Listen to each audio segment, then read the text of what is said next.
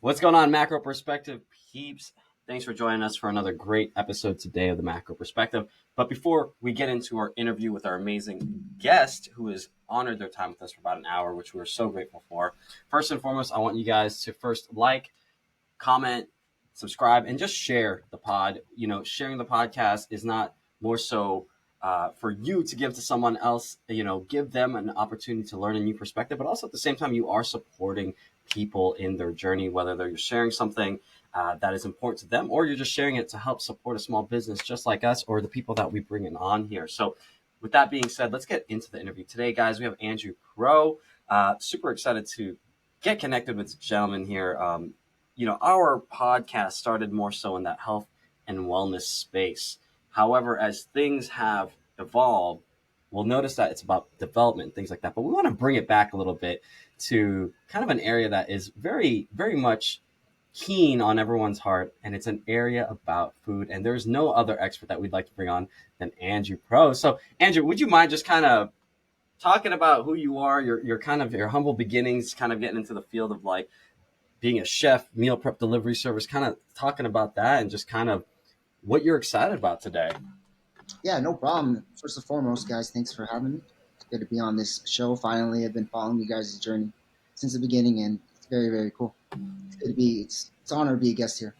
So I'm Andrew Prodigalidad. I'm from Southern California, born in 1987. Grew up in a nice place out there, and about around 17 years old, I decided to come to Las Vegas to pursue a career in cooking. I went to Le Cordon Bleu Culinary Arts, graduated in 2008, right up there off Town Square in Summerlin. Gave myself 2 years, and I was going back to California. And now it's been 18 years, and I'm a full-fledged night fan. So I'm here. I'm a Vegas local now. Congrats to the Knights, So right? yeah, go Knights. So I've just started traditional way of the career of cooking. I was a grom from the bottom, worked on the bottom stations. I think culinary school just kind of skipped the dish pit, and I still starting at the bottom. But I work fast. I'm a fast learner, and I'm hungry. I've always been hungry and determined, and had a lot of ambition. So I kind of developed the skills to be a good line cook on the fine dining strip side. Worked under Wolfgang Puck with the first job, then Emma Lagasse, and then last was fine dining Gordon Ramsay steak at the Paris. So I became a chef for the first time in 2013. I say chef as meaning as a kitchen manager, a sous chef, someone that's in charge of the line cooks and just having more responsibility in the kitchen. That was a big accomplishment for me. And around 2017, 18, that's when I became executive sous chef for a company called Herringbone. It was owned by Hakkasan. 2019 was my final year as a chef on the strip for Hakkasan. That was the year that I was fired for the first time in my life. It was really difficult 16 hours, I would say. I was pretty bummed, sad, tell my family what had happened. It was a really hard conversation to tell my wife.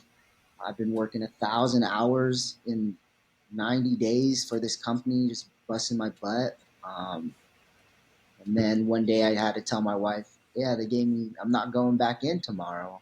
She's like, oh, cool, they finally gave you a day off. I'm like, well, kind of. I'm not going back in at all tomorrow. I was involved in an HR issue. I was hired to be kind of a hammer for the restaurant for Herringbone. The prisoners were running the prison at the time. The other sous chefs were kind of moved up as line cooks, so they were having a hard time um, documenting these line cooks, as they really weren't listening to them because they're fellow line cooks previously. And in my personality, I'm not really that type of chef where I'm kicking, screaming, throwing, making you feel like belittle you. But eventually, I turned into that because I was getting coached to do that. My chef was telling me, "Hey, we need you to be a little tougher on these guys." I'm like, man, I really don't know how to do all that. But one day, I came in for brunch, and yeah, something else was bothering me, so I carried it into brunch. And I've been asking these guys to follow some procedures the whole way, the whole time I was there, and they weren't listening. This day, man, I let them have it. I belittled them. I threw away all their prep in the middle of service. I'm making them just feel like just feel terrible about themselves. To my surprise, my chef was watching me. He said, patted me on the back, said, "That's exactly who I need you to be." Took me out to dinner, patted me on the back. I need more of that. So it eventually became my personality in that place, and I turned into that person. I was involved in an HR issue where we were plating our dishes for my chef was there, my other chef was there, his chef, so everybody was there. And I've been riding this guy for probably 2 months now, and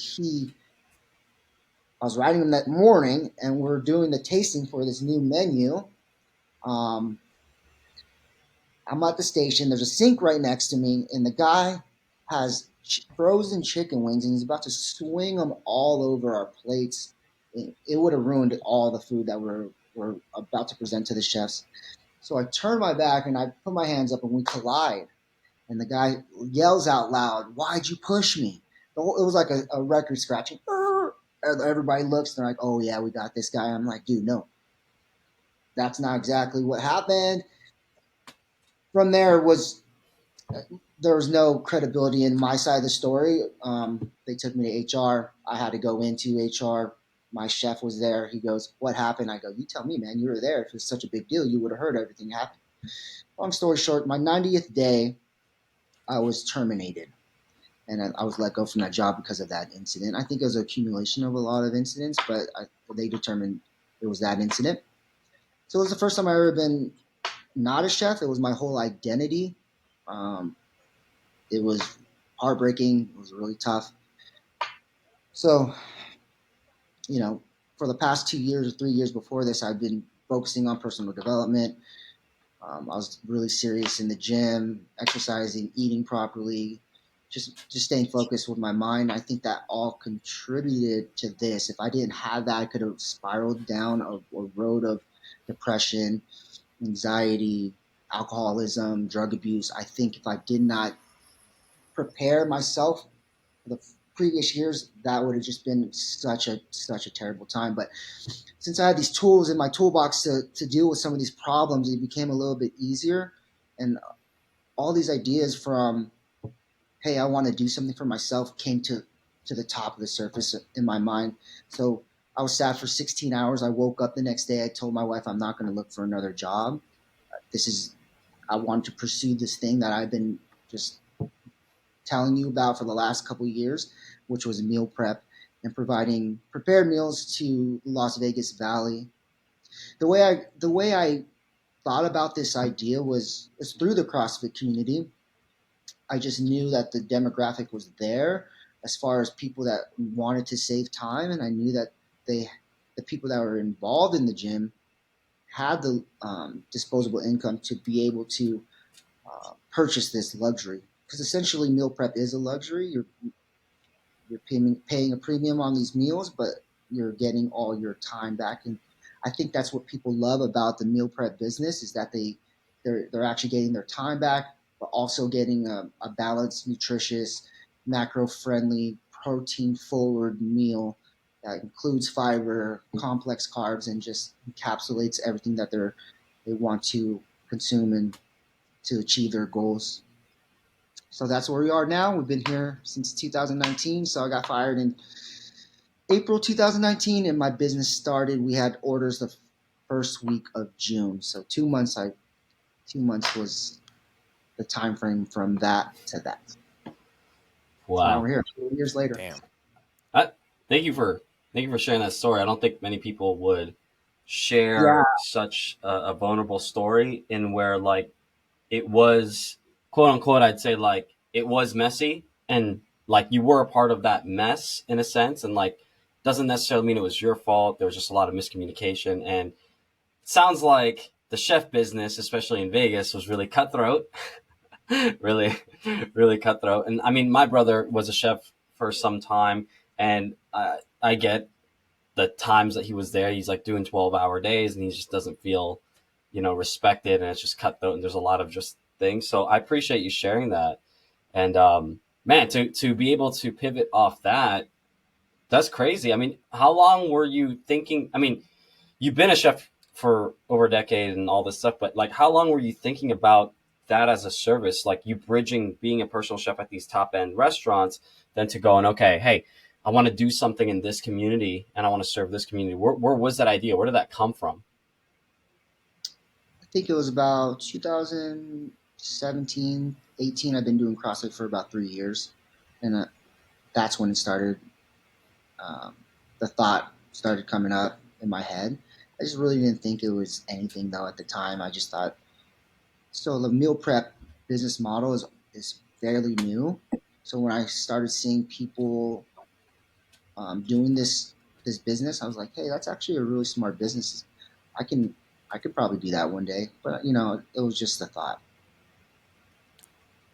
Well, nothing like taking action when back's up against the wall, I guess, right?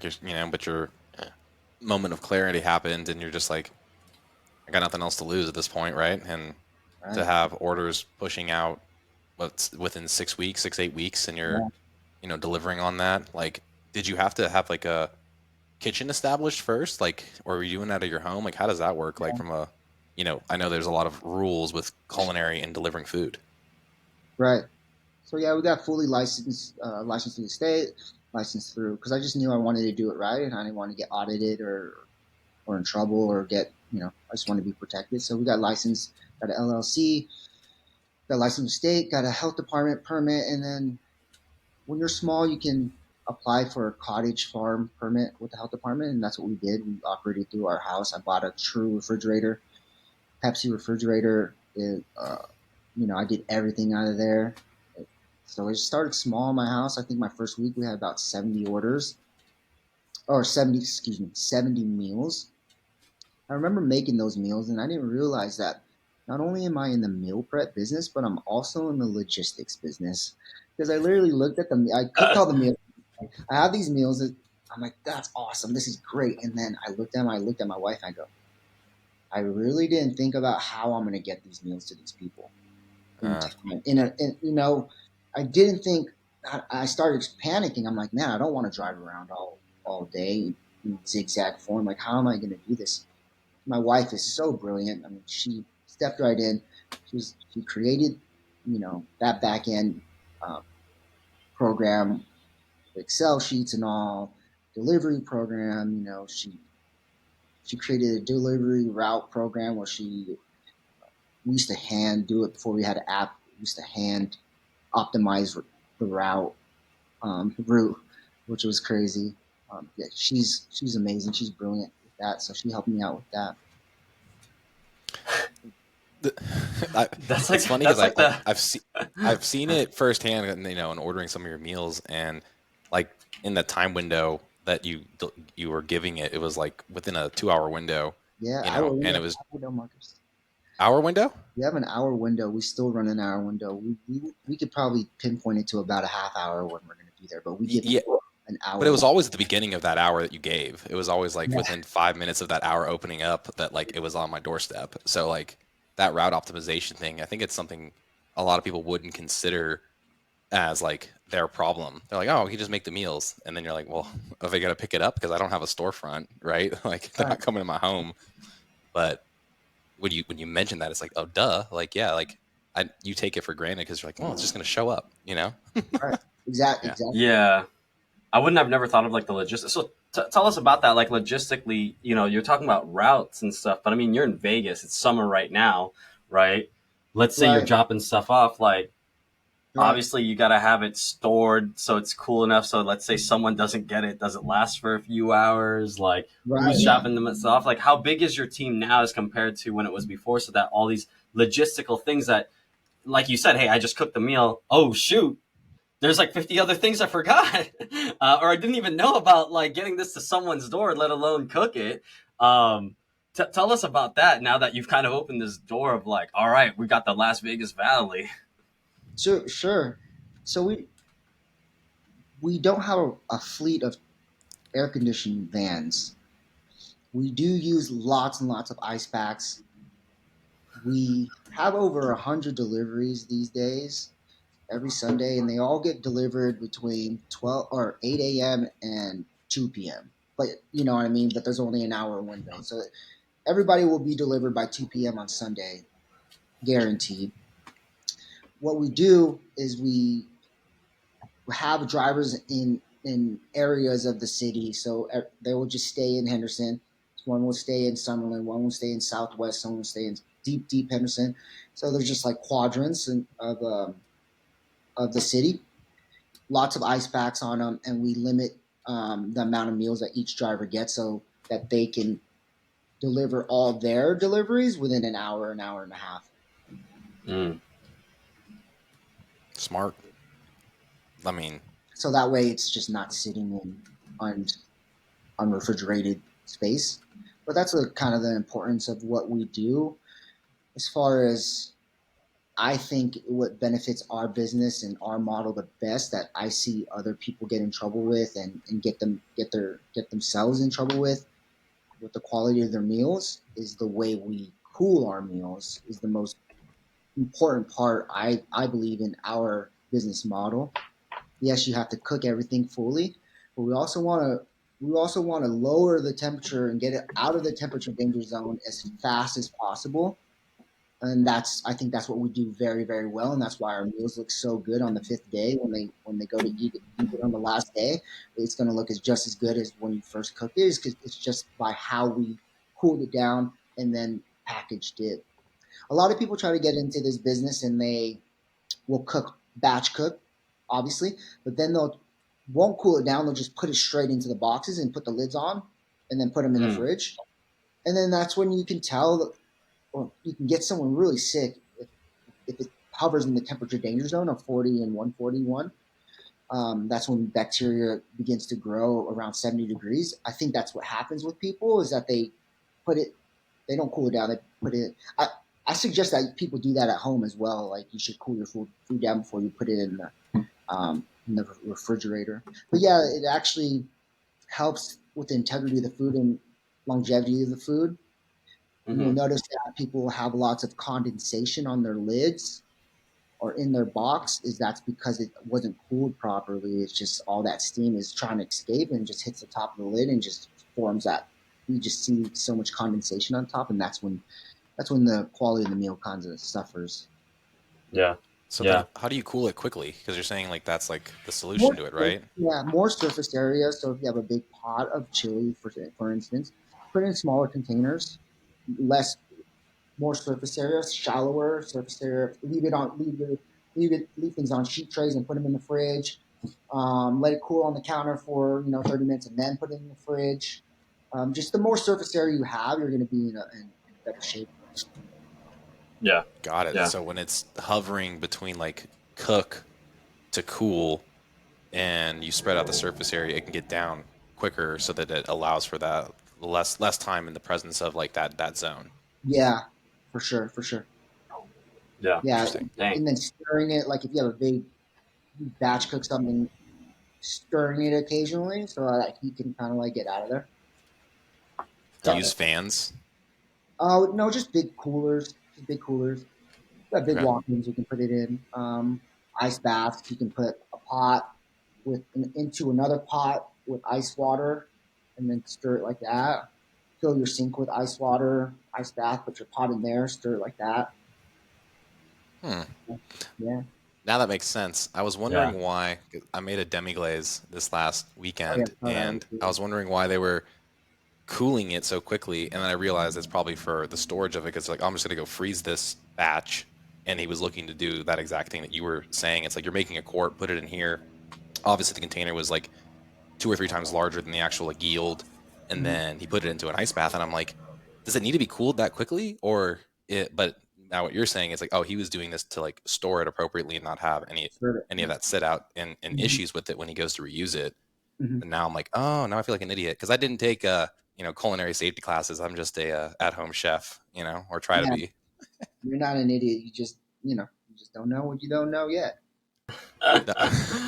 Well, Marcos is up and coming. I mean, I feel like his Instagram's becoming like a whole like Like a experiment foodie in blog, huh? just different Yeah. recipes. It's just so, which is like so inspirational. Like I'm like, dang, I need to get on this grind with this guy.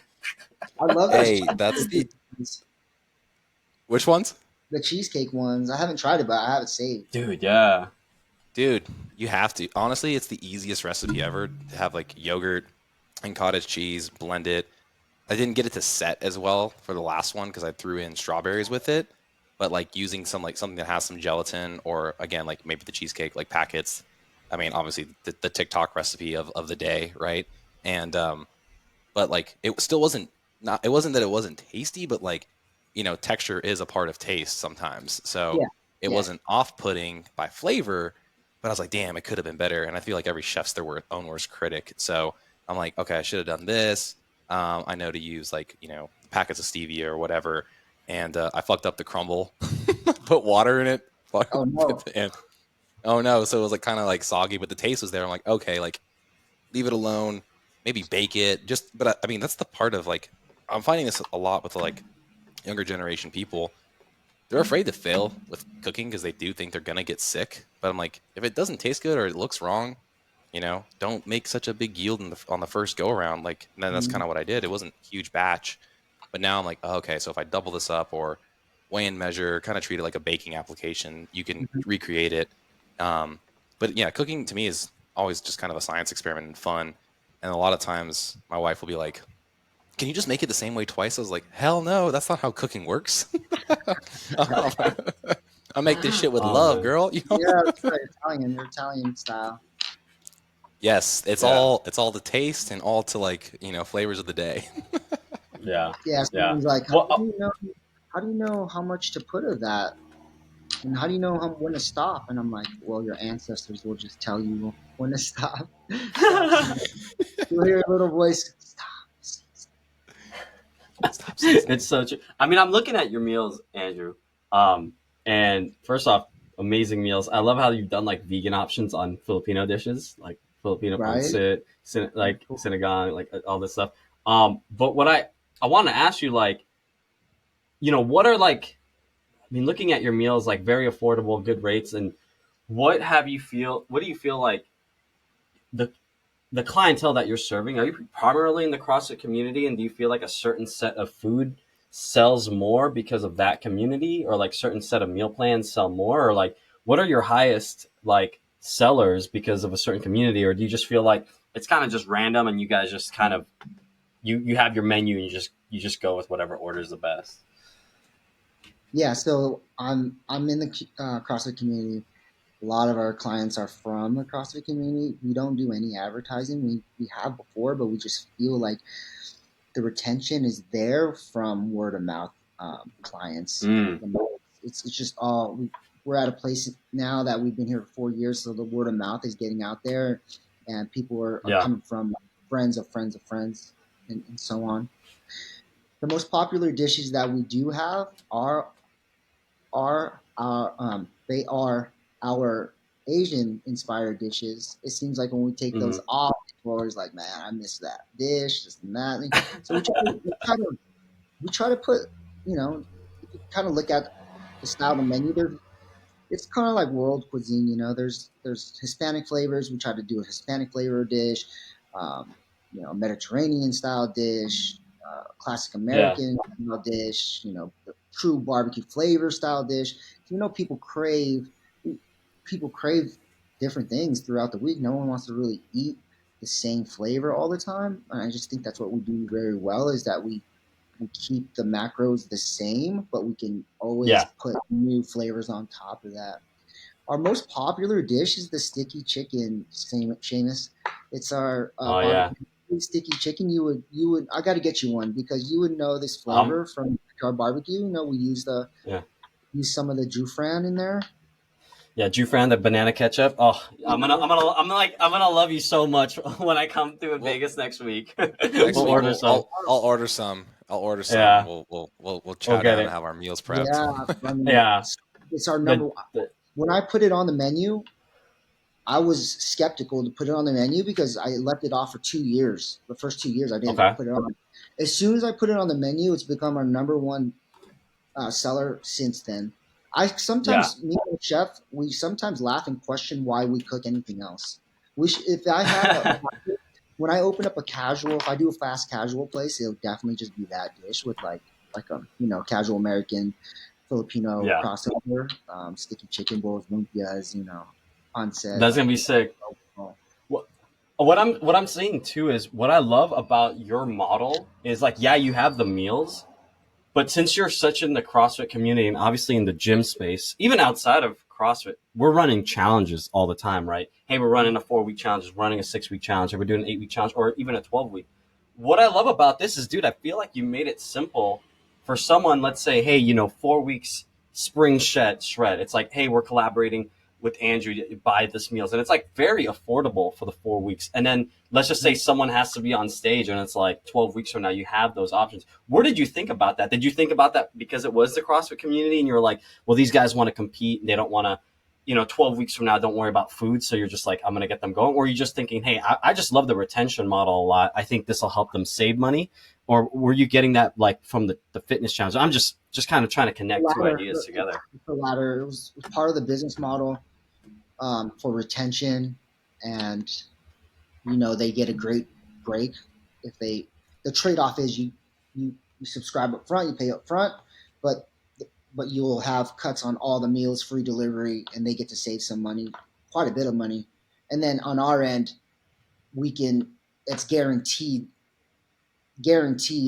um, money for revenue to pay my employees, food costs. It's guaranteed. It helps out with our numbers. So yeah, Yeah. it was majority of that end. Um, we we never focused on shows for bodybuilders. I don't really necessarily think that our model is a true meal prep bodybuilder concept. I mean, Mm-hmm. our macros kind of are the same, but they're not the numbers for a bodybuilder. We don't do any custom macros for people. Since day one, I thought about it, and I try to offer custom macros, and I just thought, how Yeah. would I ever scale this? How could I ever scale this? Can you imagine doing custom orders for 100 people? It'd be insane. It would be insane. So Well, we that just would be try to. probably, yeah, that would probably like that higher tier, right? Like a higher tier, like a different Yeah, it just turns into revenue like stream. Yeah. right. It turns into it just falls into the category of personal chef. So in Yeah. 2021, man, God was very, very good because the business was just taking off, and revenue was there. But then I got offered to cook for this man named Roger Crandall, and he's the CEO and owner of V-Shred.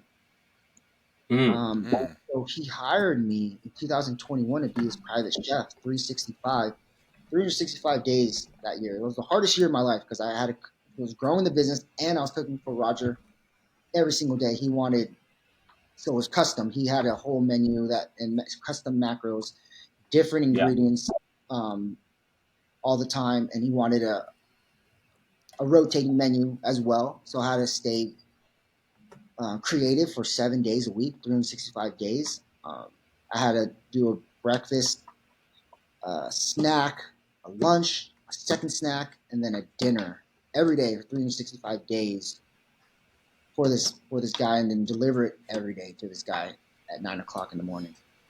So it was pretty cool. I was blessed to have that drop in my lap that year because it was like the second year of business, and it really helped us that year. It was really cool. Do you still want to be a personal chef, or are you over that phase? I just don't think I have enough time or the bandwidth to be able to do that. When in the earlier days, I was a little more, I was scrappier. I was saying yes to a lot of more things. Yeah. That brings me to another point. Saying yes to a lot of things comes with a price. It can affect. It was affecting in my case. It was affecting my marriage. It was affecting my relationship. I was saying yes to everything, and my wife's going, "Where are we going?" And it kind of seemed like I was just dragging her. I'm like, I don't know where I'm Yeah. going, but I'm going, like, please come with me type of thing. And she's like, she was there for me. But it did pay a, pay a, pay a toll. I had to pay a price for that because, a lot of hard conversations, a lot of, you know, Yeah, I confrontation. mean, yeah, I mean, without going too deep into it, Marcos and we speak a lot about relationships, and I mean, that's why we have people on here in these relationships. Like, when you're a young, hungry entrepreneur or just a person developing a business, like, your wife is marrying you, right? But then you realize like you're shifting as a person. Like you said, you're not a chef anymore after 90 days with those guys, and then now you're developing this business, and like the business is 24/7, without obviously getting into the too much into it and things like that. Like your wife did help, right? Um, does she help part with the business now, or have you guys like had those conversations where it's like she helped out, she helped it running, and now she's doing her own thing, and she understands that like the space that you need now that you have your operations going and stuff like that, or how is that? Yeah, exactly. So Dee was very, very involved in the first 2 years, 3 years. She created all the back end admin programs. She created all the Excel sheet programs. She helped me with that. She created the delivery program. Helped so much with marketing. She's a Canva wizard. I think she should do that professionally. She can do Sounds that. like my girlfriend. She's so good at it. She whipped up ads for us all the time, like so fast. So proud of her at that. She was in there, man, dude, washing dishes, dude. Crazy. Like some days she would do so. My wife. So all let's back up a little bit. My wife. So during this time that I got fired and I'm saying I'm going to start a business. She was leaving this job called Sephora that she worked for 13 years, and she transferred to this job called PepsiCo. So the industries are so different: a female dominant industry to a male dominant industry. And she starts this job at PepsiCo while I'm trying to start this business. And about 3 months into that business, she tells me, I look at her, I'm like, she's not happy anymore. So I tell her you know, I tell her she should quit. She's like, what are we going to do? You don't have a job. I don't have a job. We need a job. You should just quit. I'm going to make this happen. And I don't care how it's going to happen, but I'm telling you, you shouldn't wake up dreading your life. She just nods. The next week, she calls me. She said, I did something. I said, what'd you do? She goes, I quit. So now we don't have any job. So this is like my second one. Like, cool, like, yeah, let's do this. The ships are burnt, we're on the island. The ships are burnt. Yeah. Back. So, all right. So then she joins, she goes back to school, college, real estate. That year, 2021, she's doing all that, helping me with the admin. I'm in the kitchen by myself. We don't have a crew. I'm doing it all myself. I'm in there working crazy hours, and she's back here and she has to do the delivery routes.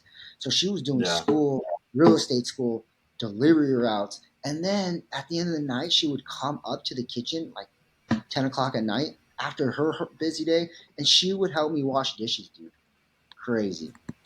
Crazy. She's amazing. Talk about Wash a partner, dishes, man. man. She's amazing. Like, I love her Oh so much. man, dude. So, The I know, dishes are the bane man. of my existence. So, like, That's like it's hard. It's not like dishes at home. There's like sheet trays, pots, pans. Like, this Yeah. it's yeah. I can sucks. only imagine. And then she about like 2 years in, she finally gets a real estate license. And she goes, like, I need to focus on. I want to do something for myself. I want to.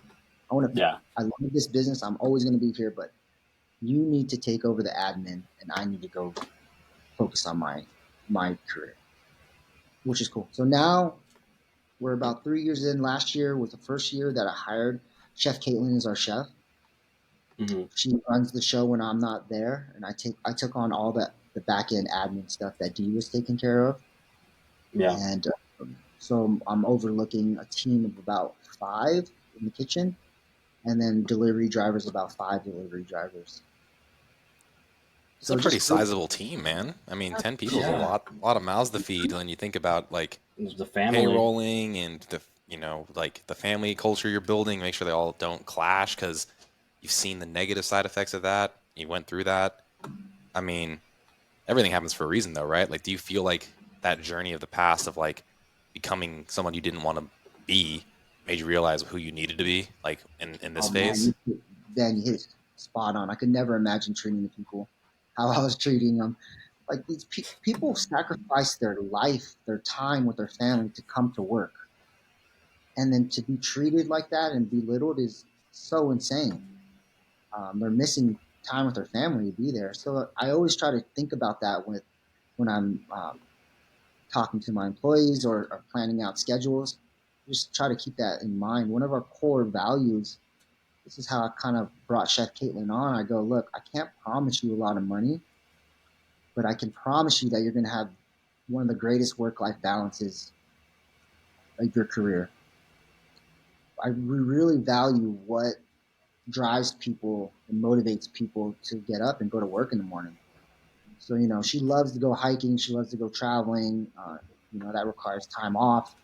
Um, and we're just very open to like, hey, whatever you need, whatever time off you need, or wherever you need to go, I want to honor that. I want to be able to give you that time off and yeah, let you enjoy your life away from this place. That's kind of what I mean, we're called the good life, right? So we kind of want, I don't want our people to have that. So we don't want to lose Yeah. track. No. Well, yeah. What are Yeah. what are some like? Uh, have you ever gotten the good life values on paper? Like I know, like a lot of businesses will be like, "Hey, here's our top 3 values." I know you kind of said it there, like have a great work life balance. But what are some other values that are, your employees, yourself, that you embolden into them? But you can kind of say in a scripture, or kind of say like in a few sentences.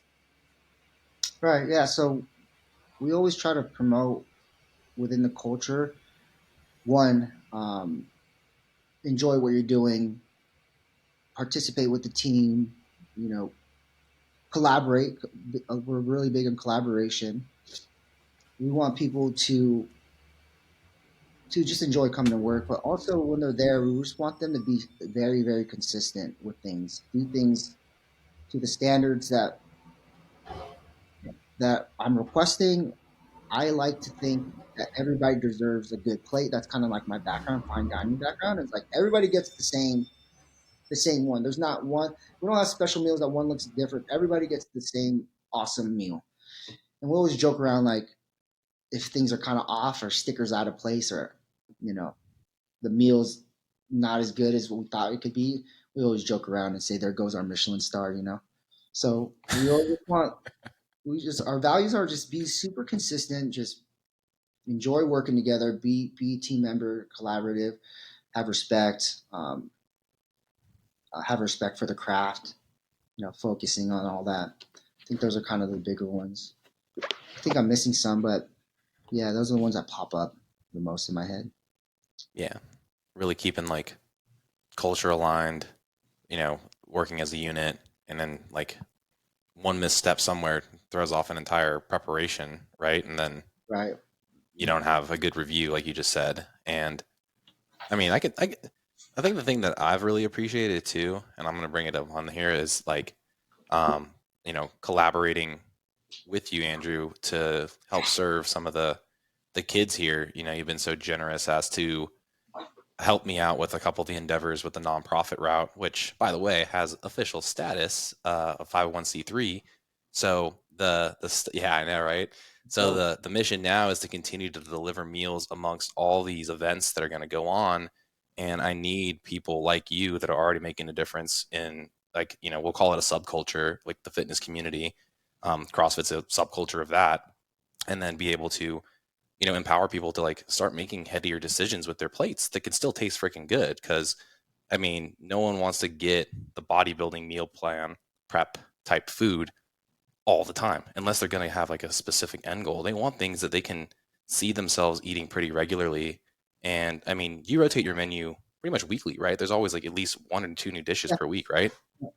Yeah. So I mean, variety is there. There's no excuse. It's just a matter of like, being able to like, all right, am I going to go spend?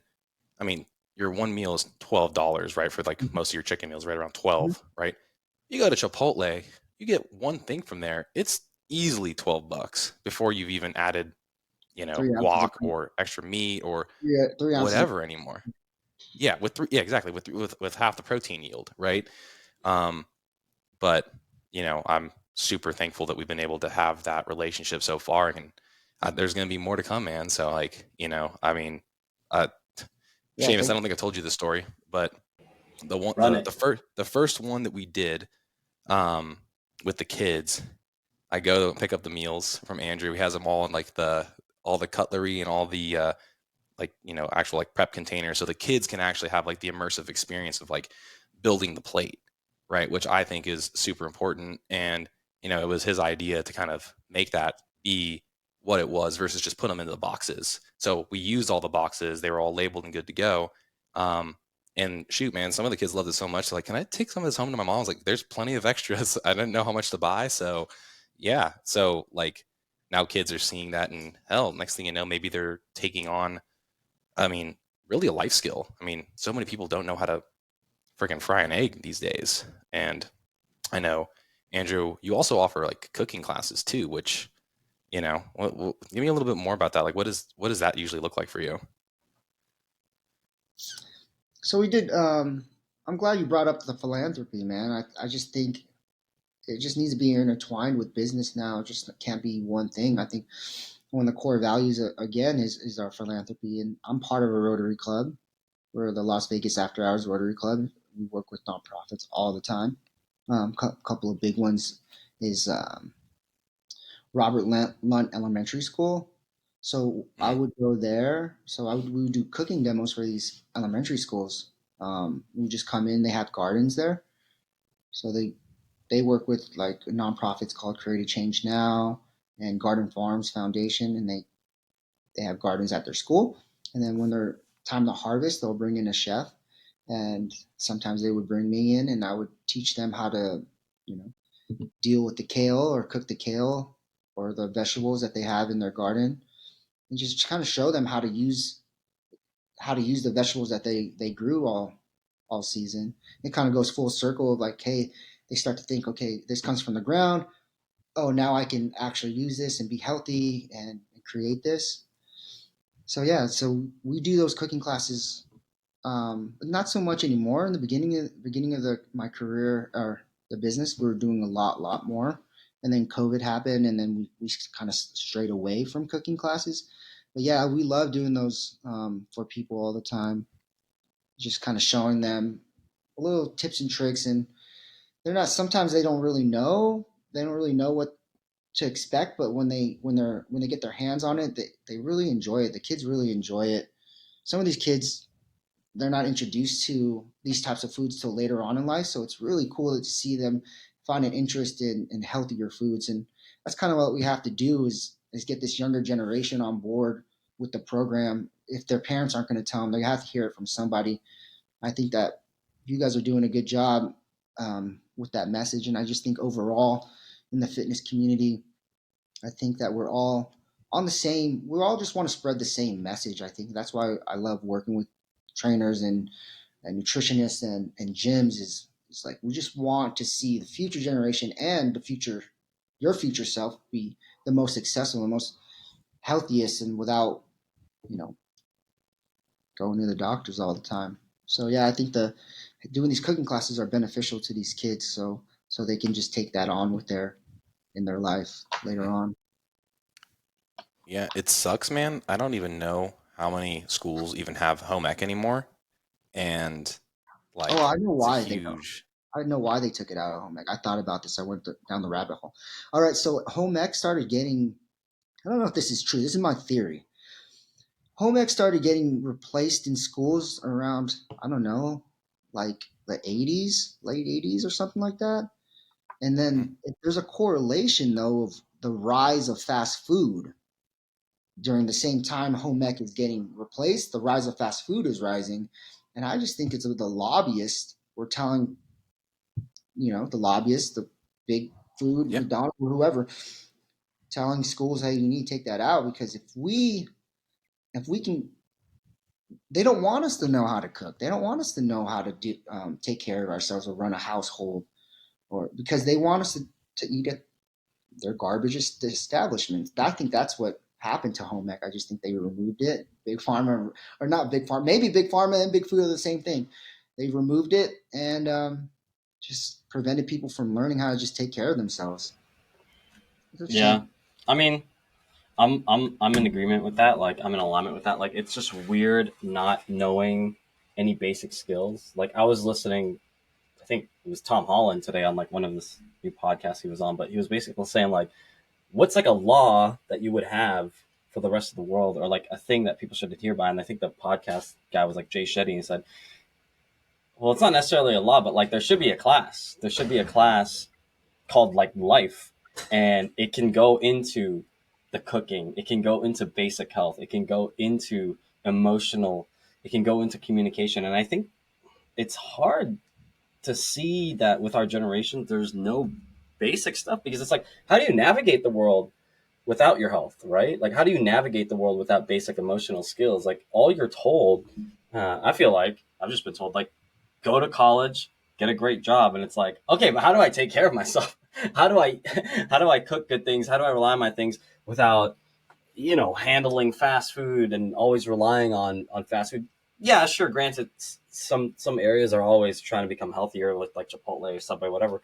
But man, coaching so many people, I think the first time that I realized I needed to be a better coach was about 5 years ago. I had a client, and she's a mom of two.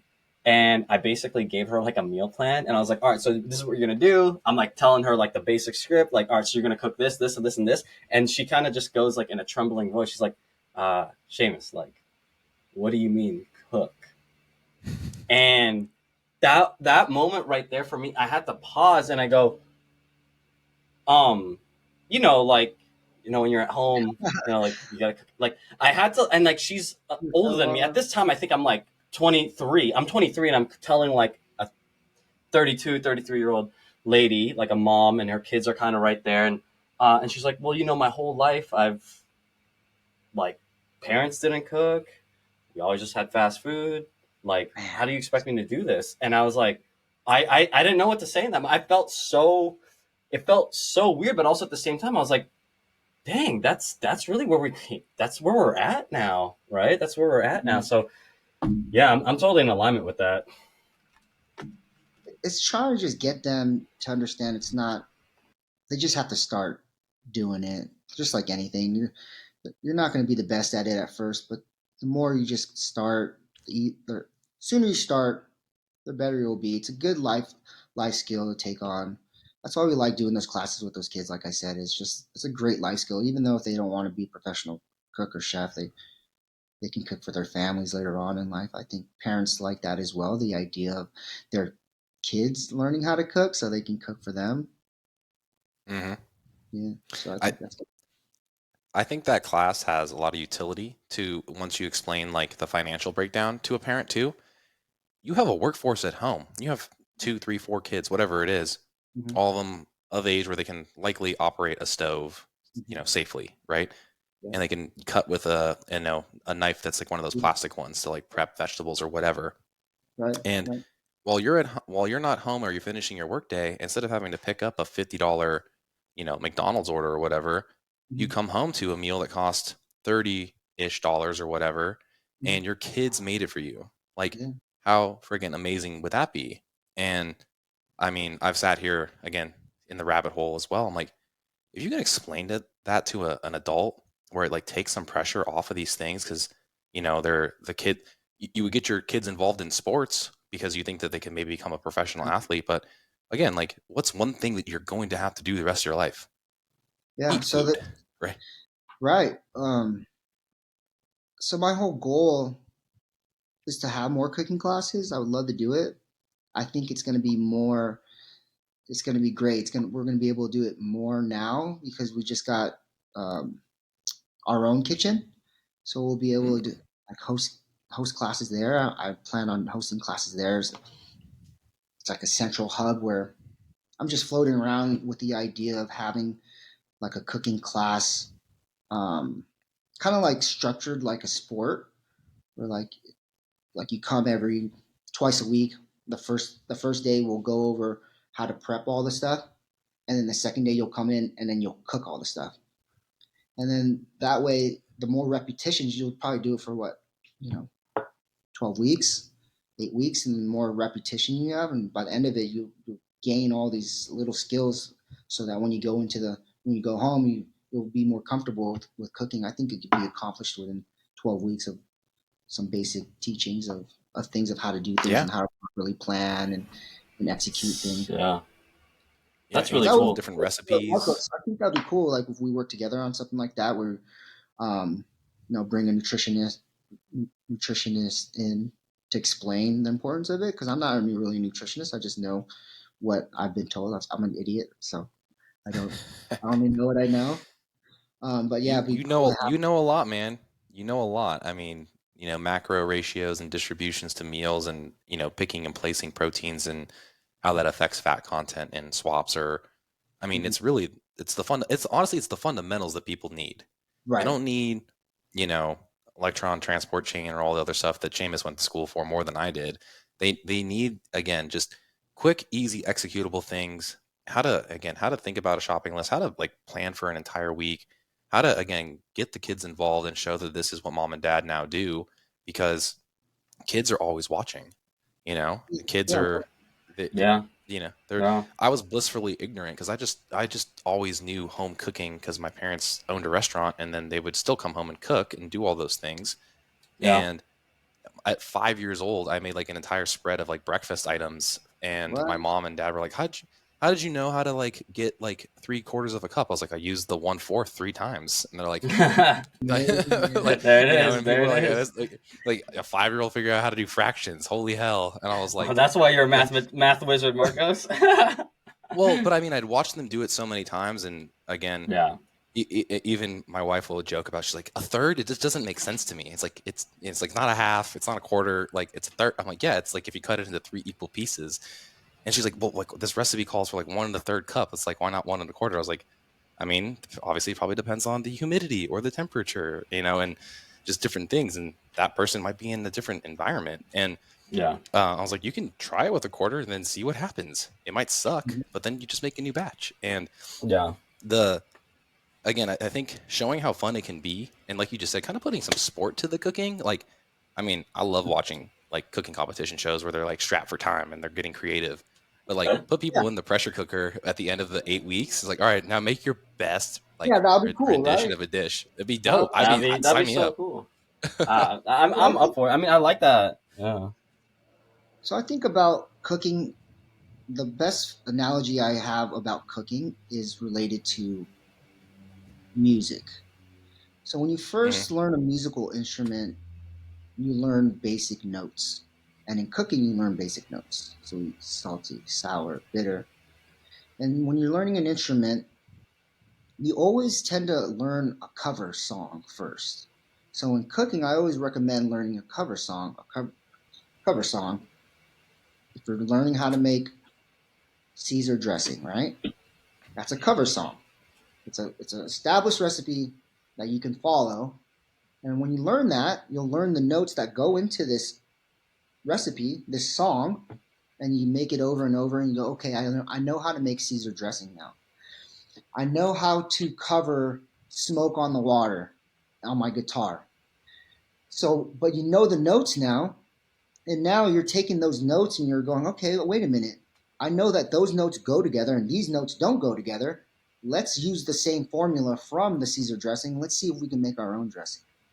It's just, I know the notes from Smoke on the Water. I know these notes go together. Now let's go make our own song. Let's go see if we can make our own song. So I like to Yeah. always use the analogy of music in cooking. It's you're learning these basic notes, and it's best to know how, or like a cover of a dish, like learning someone else's dish before you can even create something. So I really think that people put those two connections together, they'll have more confidence when they go to make something themselves. Yeah. No, I love that. I love that so much, and I love like the way you thought about it, like in a time frame. Because like if you really think about it, like going back to that parent that I was coaching up, like if she had something like that, I told her like, hey, at the end of this 8 weeks with Andrew, you, your husband, and your 2 kids are going to be so confident in your cooking skills that weight loss will never be a problem. Like, how freaking powerful would that be? Or not even weight loss, but just like, Cool, hey, Marcus. time Let's with the work on something family, like that. or even I'd that. love you on that to bring some Yeah. people in there. Oh no, I mean I've had people with interest and thought about it, and then I knew that you were, like again, like the space was different probably a year ago than it is now. I mean, you're still at the place up north, right? Yeah, well, we just got our keys to our brick and mortar, our own brick and mortar kitchen that we'll be operating at. It's about 10 minutes away. We're still in North, or kind of Las Vegas. It's by the LVAC right there on Jones and 95, like Mead and Okay. Jones, where the kitchen will be. It's an old Capriati's, so it's really nice, man. We're really stoked and really excited for it. But now it'll be our own spot where we can like invite people over and Hmm. kind of have like set schedules in there, and that'd be cool to have a little 8 week program where, like Seamus says, like get them stoked about the like the possibilities of like, man, in 8 weeks I'll be able to do what? Take care of my family for the rest of my life. Like that is such a big that's a big Yeah, thing I think for people. yeah, Immersive experiences yeah, win, man. Like the sorry to cut you off, Seamus, but like you getting people to come in and experience it is when the life lessons are truly taught in my eyes. Like my my my mentor Travis, RIP, he would set out and give people a cookbook in the beginning and like how to like build your arsenal, right? Like get a good knife, get a blender, get it like that, have it all like laid out. But it Mm-hmm. still is not as good as like going and experiencing it, right? So if you Yeah, add that to an element of what's happening here locally, okay, cool. They're still going to order your food. You're not, taking away from business. They're going to look at your recipes and try to recreate it. mm-hmm. And then next thing you know, I was like, hey, who can make the best sticky chicken dish, Mm-hmm. competition? Come on in.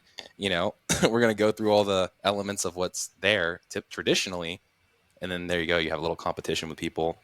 And then, they just, you just have to make it fun, man. Like, I yeah, don't know. Like, I've just really been more about like after COVID and being online as much as we are, that in-person experience is like, I mean, it, you'll pay for it, especially if you know you're getting something that is continuously going to serve you, no doubt. yeah, yeah.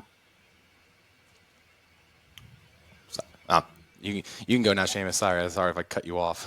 Oh no, I was just in agreement. I mean, it's I don't know.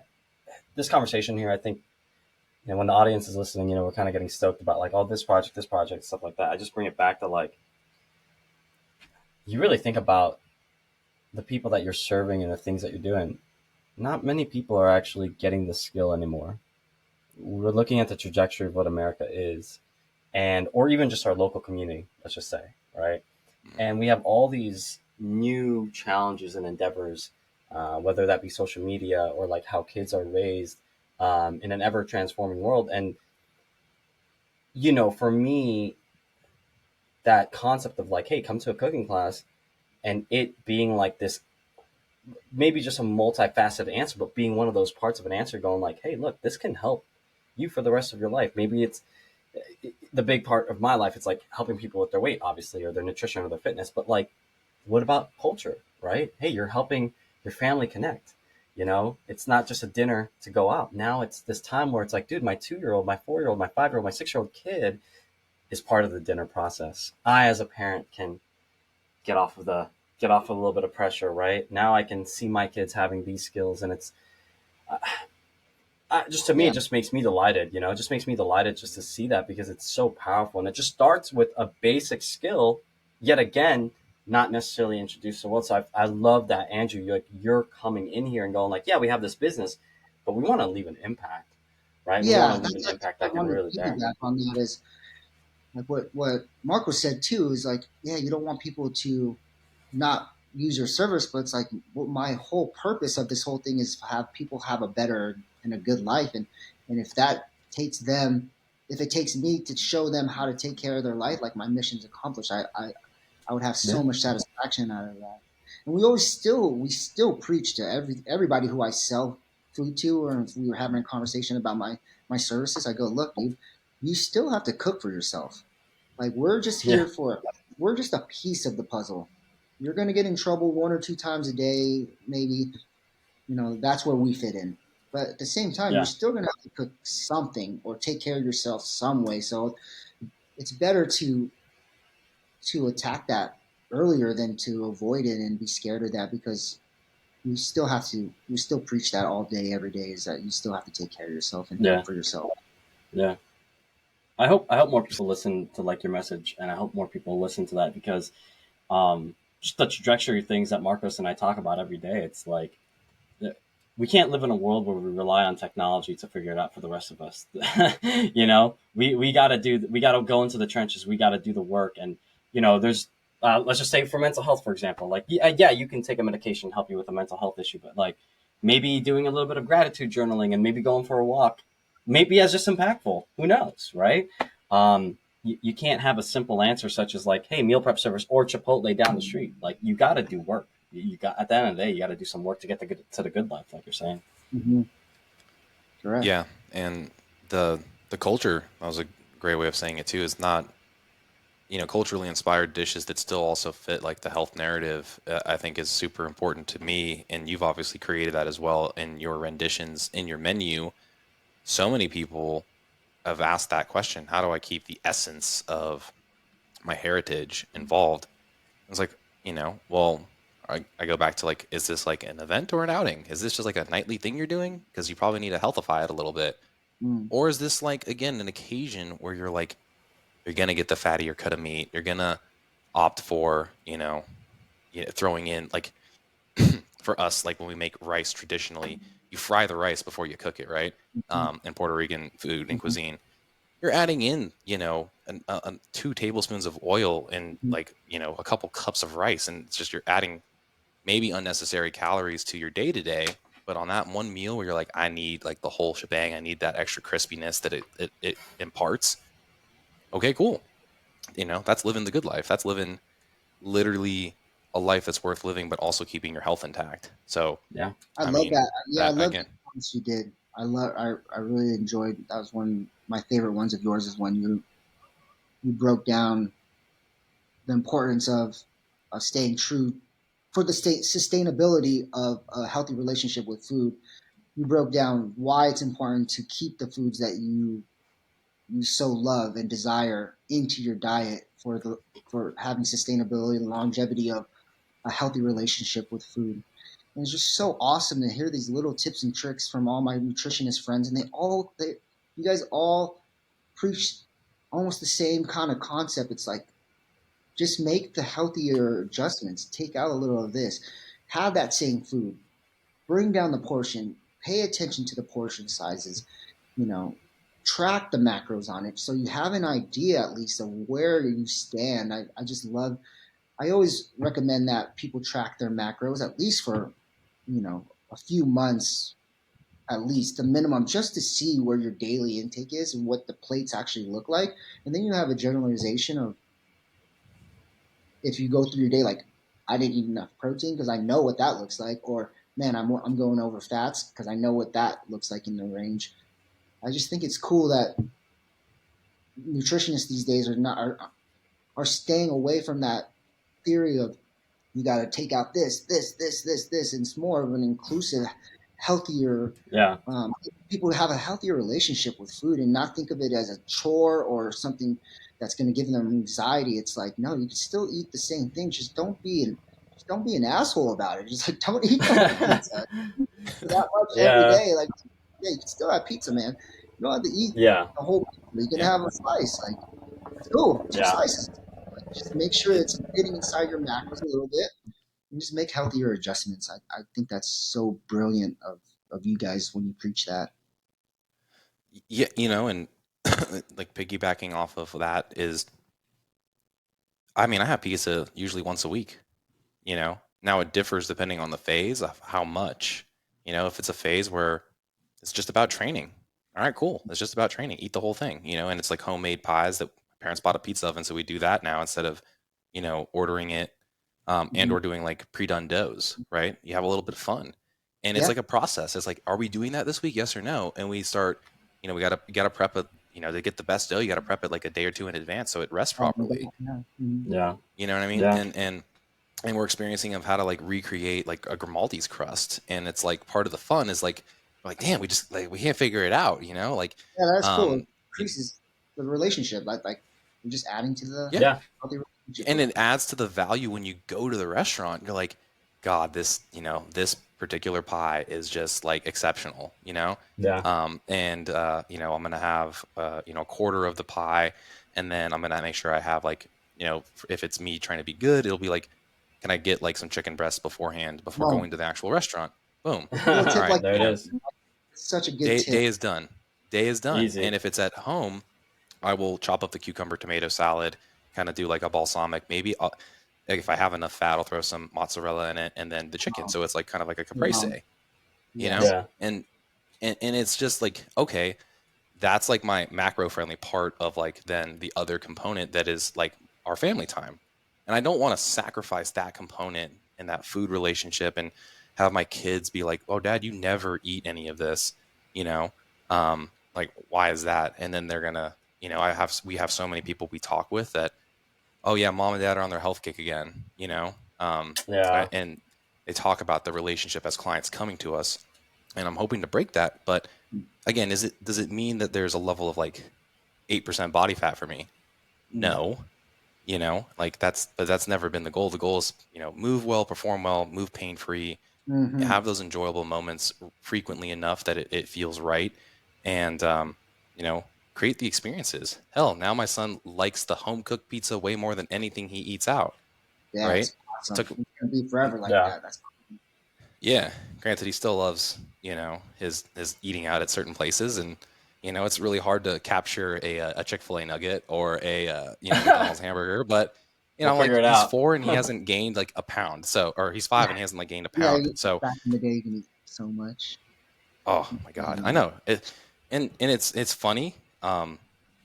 And I don't even, you know, we get the food for the kids, and it obviously changes the relationship of like different restaurants and fast food because, all right, well the kids are good, you know, but my kids are they won't eat the bun, they just eat the meat. Oh, You know, what does nice. that tell us? Mhm. You Yeah, know, like Yeah, actually. Exactly. yeah, they're able to self monitor and regulate things based off of like, you know, what their body actually needs nutritionally at a younger age for whatever reason. So like observing these things as a father has been really interesting because I'm like, why does my daughter just want the protein? Like, why is she just like a protein monster? Mm, Hopefully you stay this way, girl. You know, not mm, talking about the other stuff. um, but yeah, you can just add so much value to. I mean, cuisine is the center of every culture.